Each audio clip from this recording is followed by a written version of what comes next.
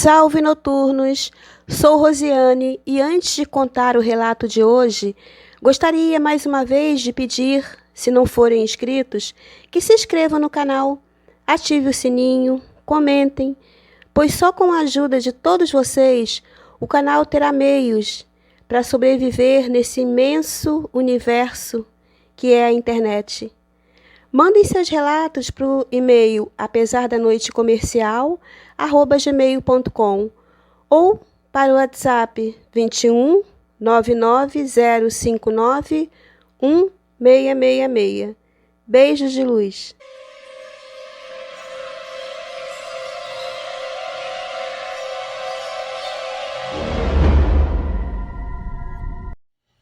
Olá, noturnos! Me chamo Lara e vou contar para vocês o que me aconteceu quando eu ainda era uma adolescente. Isso mudou minha vida e foi um divisor de águas para minha fé. Fui criada no kardecismo e sempre gostei muito. Meu falecido pai era médium e na ocasião ele me ajudou bastante. Foi ele quem me fez compreender que a vida é muito maior do que pensamos. O que aconteceu mudou para sempre minha concepção de vida em outro plano. Mesmo sendo kardecista, desde sempre, achava que ao desencarnar, cada um seguia, segundo o seu merecimento, para algum lugar. Mas descobri da pior forma que se partirmos com alguma mágoa, rancor, ódio, apego às coisas ou pessoas, corremos o risco de ficarmos aqui. Tudo isso me ensinou que a única coisa que devemos levar ao partir é o amor. Tudo que vou contar aqui aconteceu comigo, é minha história de vida. Espero poder, com a minha história, ajudar quem esteja precisando nesse momento.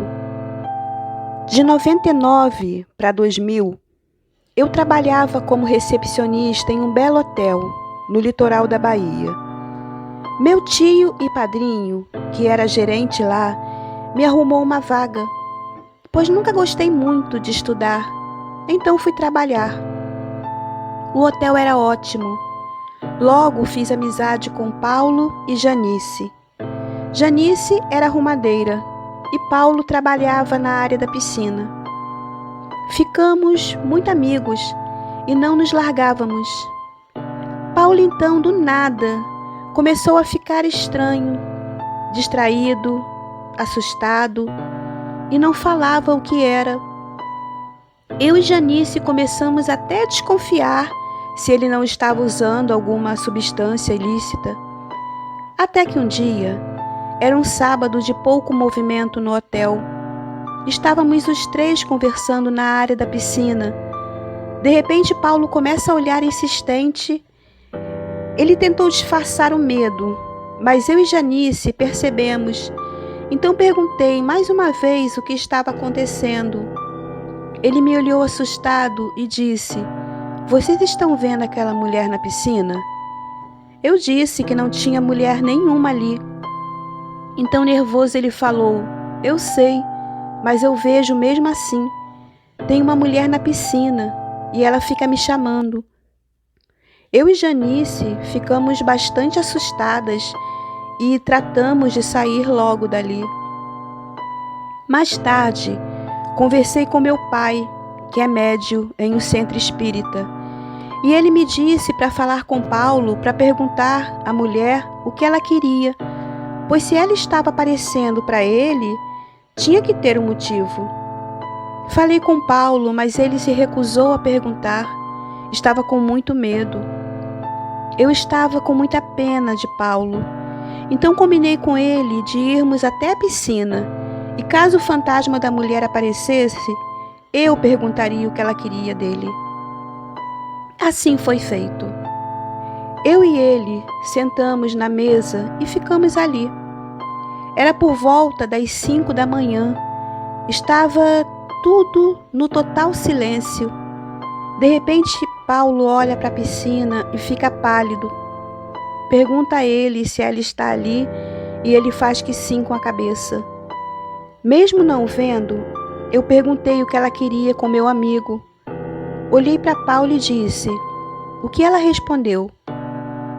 Ele disse que não respondeu nada. Estava ali, como sempre, parada e chamando ele.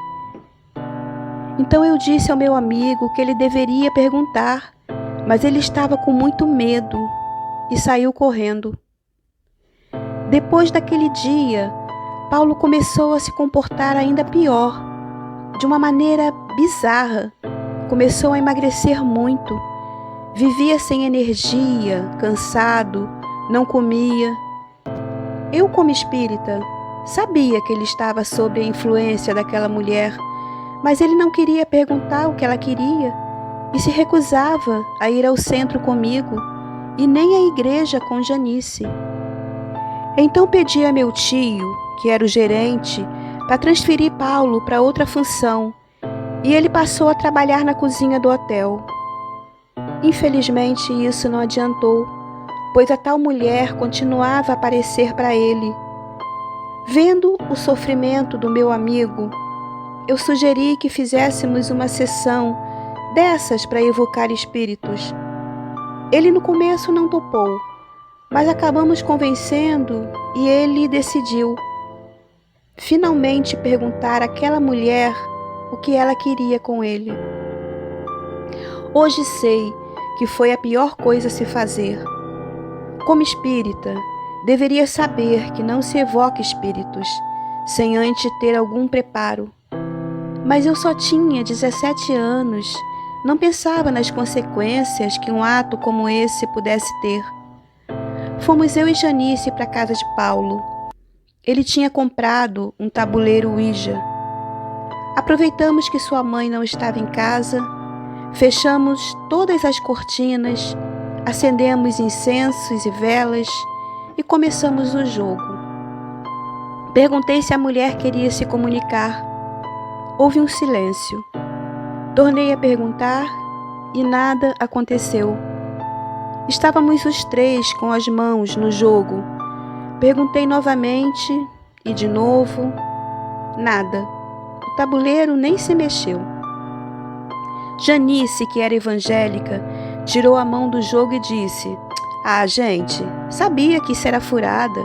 O que Paulo precisa é de uma igreja e não de um jogo idiota." Então falei para ela não tirar a mão para não quebrar a conexão. Ela rindo falou: "Amiga, é só um jogo." Mas de repente a sala ficou muito fria. As velas se apagaram de uma vez e todos vimos o tabuleiro se mexer sozinho e formar as palavras morte e depois vingança. Naquela noite tive um sonho. Eu estava na piscina do hotel e via um casal de jovens discutindo na beira da piscina. Na briga, o rapaz agredia a moça, que caía e batia com a cabeça, ficando desacordada. O rapaz então a jogava na água e saía dali.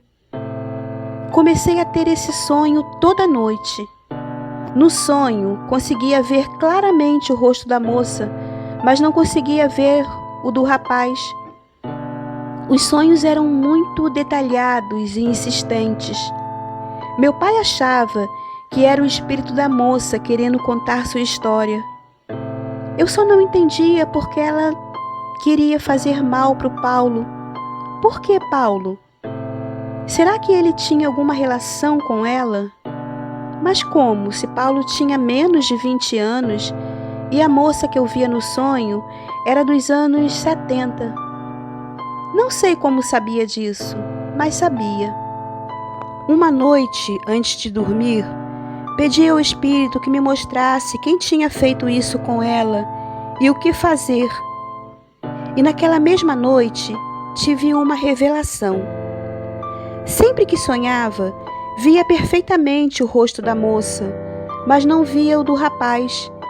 Mas naquele sonho eu vi, e era Paulo. Acordei com uma sensação estranha, como se algo muito ruim fosse acontecer. Ainda estava na cama e meu pai veio me chamar, pois Paulo estava ao telefone querendo falar comigo. Assim que disse alô, ele, com voz trêmula e angustiada, disse que tinha sonhado a noite toda com a mulher. Pedi para ele me contar o sonho e era exatamente os sonhos que eu estava tendo. Não tinha contado nada para ele. Paulo estava tão aflito e assustado que começou até a chorar. Pedi para ele se acalmar e vir até minha casa conversar com meu pai e mais uma vez ele recusou.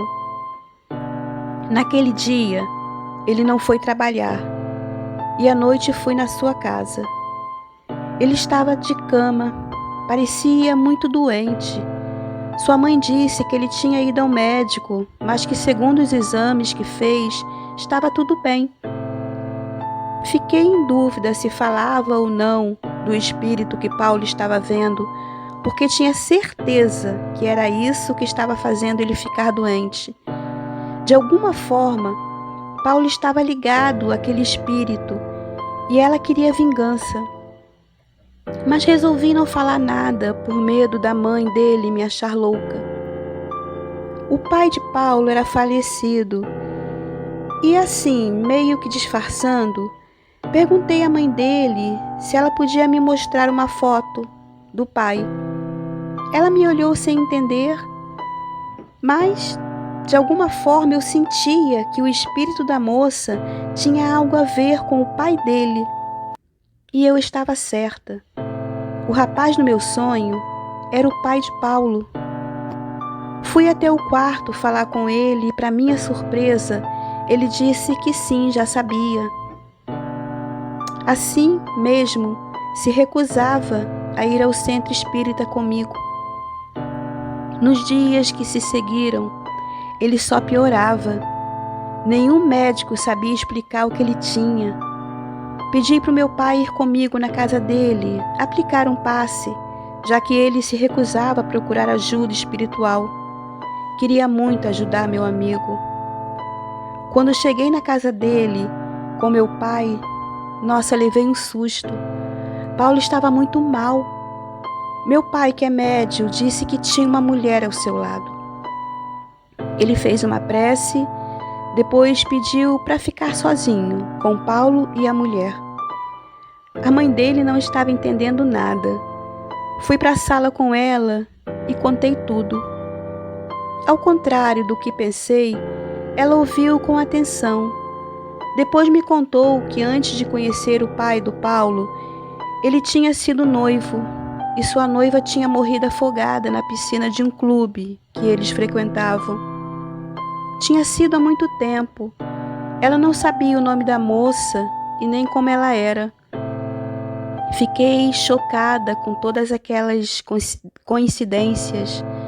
Senti muita pena dela e do Paulo também. É preciso dizer que nem Paulo, nem sua mãe frequentavam religião nenhuma.